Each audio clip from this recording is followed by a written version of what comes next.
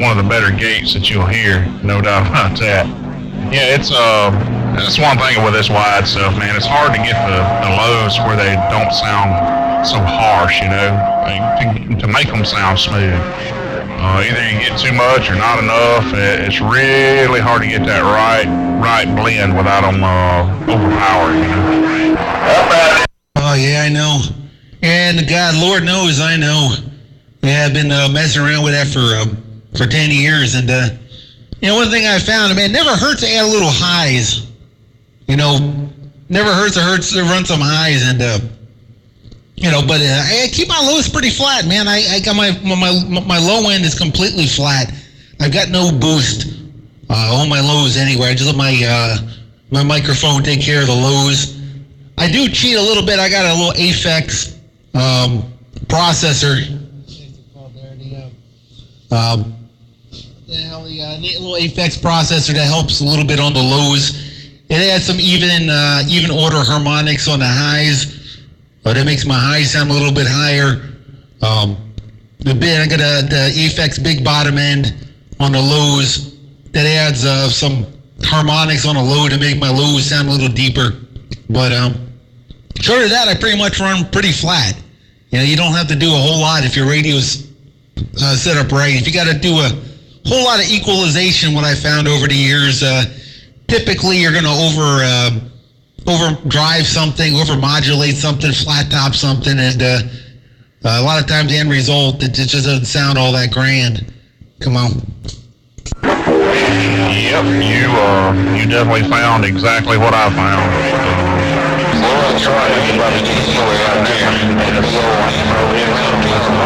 Just about the same. Time into it, you're gonna find pretty much the same thing. Everything you said, I pretty much found that to be definite answer to most of it. I mean, yeah, it's everything you say is definitely correct there. Hey, Leroy Brown, you said. Yeah, what I did, one thing I did, I cheated a little bit. I said if the Aphex seems to help a lot because it adds on the highs even order harmonics, and on the lows it does something similar. It adds some distortion that adds some bass, but it doesn't add any equalization. It doesn't add any processing to it.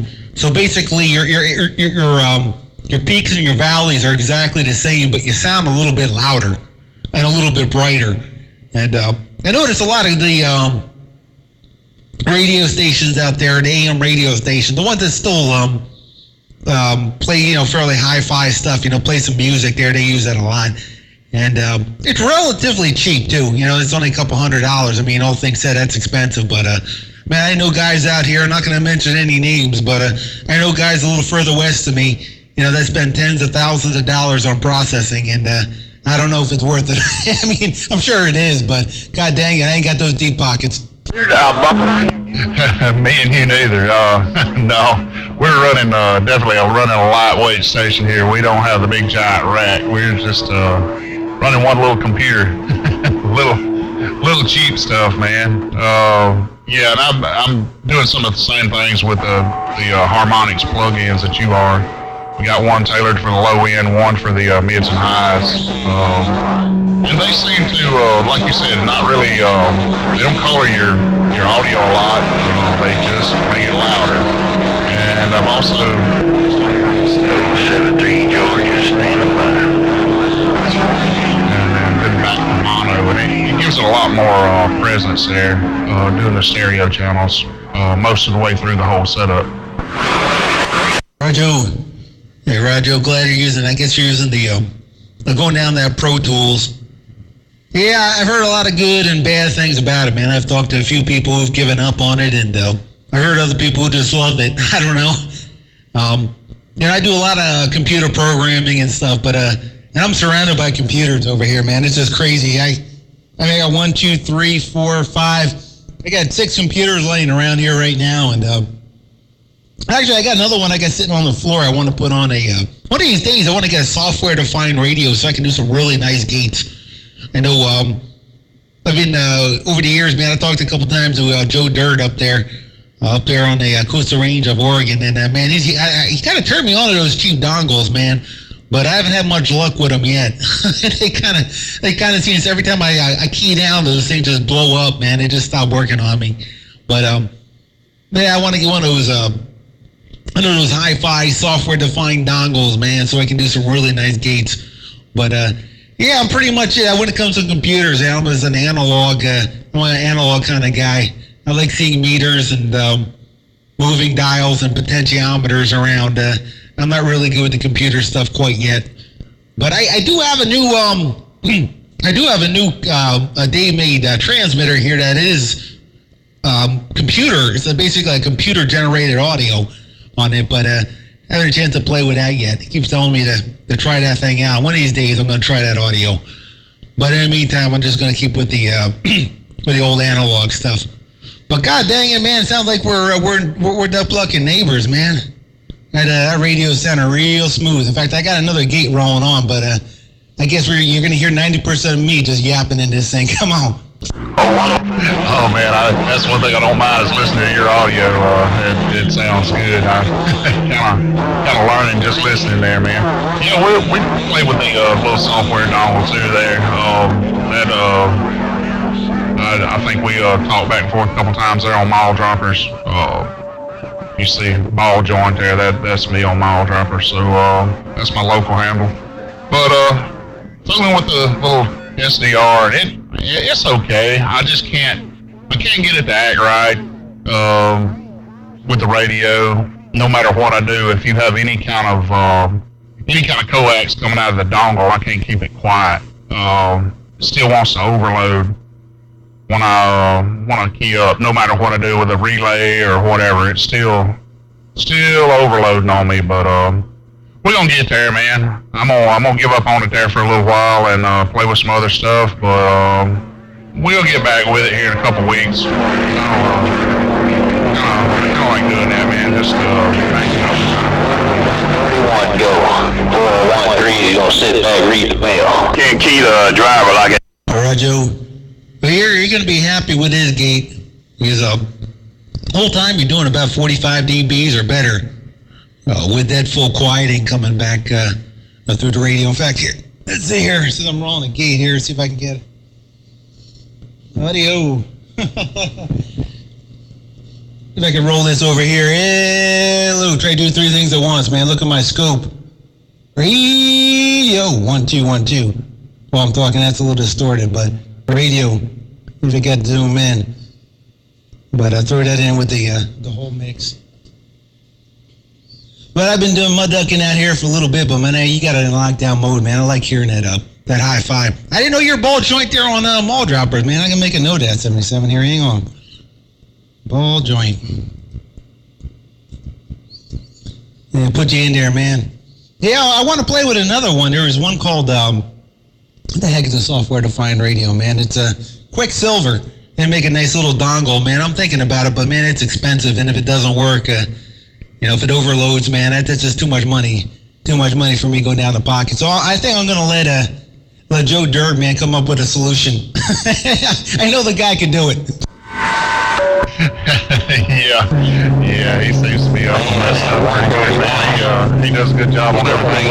Everything he moves with seems like he does a real good job.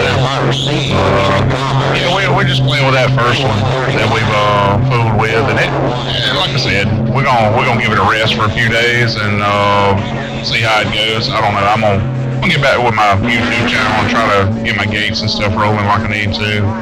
Got a little mixer the other day so I can run things back through the computer and just a little bit better set up. But I'm gonna start putting some gates up there of you guys out west and maybe get some pretty good quality gates up there. All right, Joe. Yeah, I'm probably gonna do a little more transmitting too. I got a couple what the heck? Stick Man was asking me. He gets me going a little bit there, and I always get people from the east there saying, "Hey, why don't you do what I used to do?" And years and years ago, that's what I used to do, man. I just mess around and play sound clips and crazy, wacky techno music, mixing the whole mix. But I ain't got the time with that with the kids and all. But I'm thinking about maybe doing that on Channel 20 one of these days. But I got so much responsibility You know, they always say the economy is horrendous, but God dang it, I think I've been working 6 days a week for the last 2 years, man. I don't have time to breathe. You know, I throw a DVD in there with the kids that run out here, and hopefully I get a couple of minutes of talk before they beat each other up. You know, but yeah, it's amazing, man. Everybody out there, I hear so much more hi-fi out there, and it's getting really cool, man. It sounded real good, and I'm thinking about doing a big change myself. I got something. I'm debating whether I want to do it or not, but there's something I'm looking to do. I just gotta, I don't know. I gotta get the nerve to do it. But I'm thinking also making a big old change on this end. But God dang it, man. Hey, Balljointt, that duck looker, man, you're well into my corner. It's like a local conversation coming out here in the Mojave Desert. Come on. Oh yeah, you got the full lockdown here too, man. I ain't hearing nothing but you. Nobody scratching, nobody doing nothing. I like it when it happens like that. I called 404 and I can't remember. I think you was talking to Triple M the other day. They had it locked down. Read that. You got plenty of conditions in the BAM. Catfish 549. Hello. Pretty much just locks the whole channel down, so it was a cool conversation. I was listening to him on that little SDR, and he was overloading that thing from 100 miles. I had to back it back down to less than 50% before his audio cleaned up. He said he didn't know it'd do that, and I said, yeah, right. Yeah, but that cotton picker took me out going to my neighbor here, 2 miles away from me one night. He spun down here and hit the big pedal and took me out. I was doing 100 watts going 2 miles, and he took me out. Yeah, Joe's got a big signal, man. He backs it down, but he surprises me every now and again, you know. I could hear him a few times. I had trouble picking him out, and all of a sudden, you know, it was nothing, and you can hear a rumble. You know, I can hear a little rumble in my Cost headphones, you know. You can tell somebody's there. You can hear he's trying to get to you, but you really can't make it on out. And all of a sudden, bang, you know, about 51 dBs. You know, he's up there in the corner just talking, slow talking like he does, and you know, real modest, man. Just him back in at talking, and yeah, I could hear the lows rumbling, man. You know, going down 80, 100 hertz, man. Just rumbling in my headphones. Yeah, that dub looker, man. He come out there and surprised me. I don't know what he's running, but man, he definitely knows what he's doing when he flips that switch. Oh yeah. There's a lot of knowledge there, man. That is one sharp cotton picker right there. He's definitely got everything right. Definitely. Mr. 131, I got to put some chicken on the grill, brother. I can smell that charcoal getting ready, and Hey, number 2073 is waving at you. Number 2073, Georgia waving. A few minutes. Mr. 131, Mustang Radio, sounding real good here in the Deep South. It's 77 on this red clay tire we stepping. Right at 4. Ain't nothing but 77. Mr. Balljointt working up and down my radio station, man. Pleasure talking to you. And it's always good to hear that little hi-fi rolling through my my headphones, man. Sounds good. I got the gate rolling right now, and while I got you on, man, I'm going to flip the switch. Stop recording.